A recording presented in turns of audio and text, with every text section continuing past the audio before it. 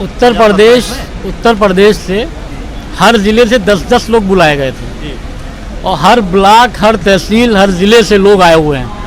700 लोगों को बुलाया गया था और 7 तिरिक 2100 लोग अंदर होंगे और करीब 5000 लोग बाहर होंगे। अब समझिए आप मजलिस का संगठन।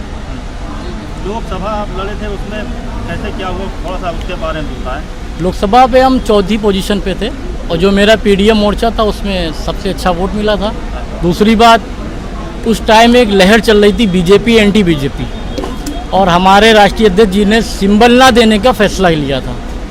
तो अगर हमारा सिंबल होता तो बहुत अच्छा रिजल्ट दिखता आपको। फिर भी हमने जो और छोटी छोटी पार्टियां हैं, चंद्रशेखर जी की ले लीजिए और जितनी भी, उन सबसे अव्वल हम रहे। बीएसपी के बाद एमआईएम की पोजीशन यहाँ पे। क्या वजह सिंबल आप मांगने में विफल रहे? नहीं, बैरिस्टर साहब ने पटेल जी से, जो विधायक हैं हमारी, उनसे कहा था कि आप अपने सिंबल पर लाइए, समर्थन मेरा रहे, बैनर आपका, उस पर लड़े थे। तो मजलिस और उसमें बहुत फ़र्क है ना। पीडीए गठबंधन को कैसे देखते हैं आप? पीडीए में मुसलमानों का खासकर कहीं सम्मान नहीं है। आप देख लीजिए, जिस तरह से माता प्रसाद पांडे जी को विपक्ष का नेता बनाया गया है, पांडे जी को बनाया गया, वही हम कह रहे हैं, मुसलमानों को सम्मान नहीं। आप, हमारे सांसद कभी हुआ करते थे लखीमपुर, सीतापुर, आपका ये बहराइच, आपका बदायूं, अलीगढ़, मुरादाबाद, रामपुर, सारे मुस्लिम टिकट काट दिए अखिलेश यादव जी ने।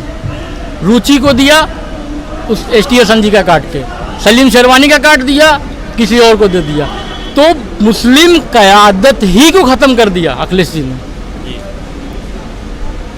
जैसे कि आप बताइए, आज़म खान साहब हमारे घर से 1 किलोमीटर दूरी जेल में है, 3-4 साल से हैं। मुकदमे क्या हैं? बकरी चोरी, मुर्गी चोरी, किताब चोरी, शराब की दुकान लूटना, ये कोई मुकदमे?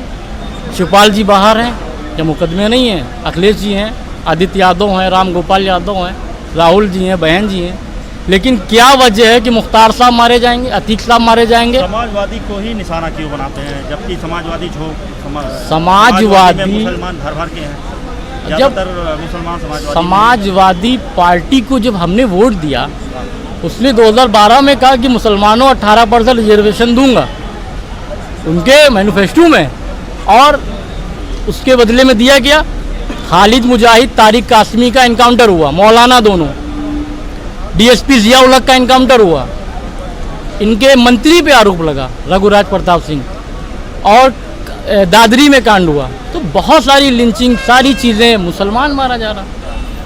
और दोहरा चरित भैया जी का ये कासगंज में चंदन दंगा हुआ, मारे गए, उसके लिए 30 लाख एक नौकरी, वहीं पे एक मुस्लिम भाई मारा गया उसी दंगे में, उसके लिए कुछ 27 में मुसलमानों ने ही ठाना है कि अखिलेश जी को लाना है। नहीं, मुसलमानों ने ही ठाना, मुसलमानों ने ये जिम्मेदारी अपने कंधों से उतार दी।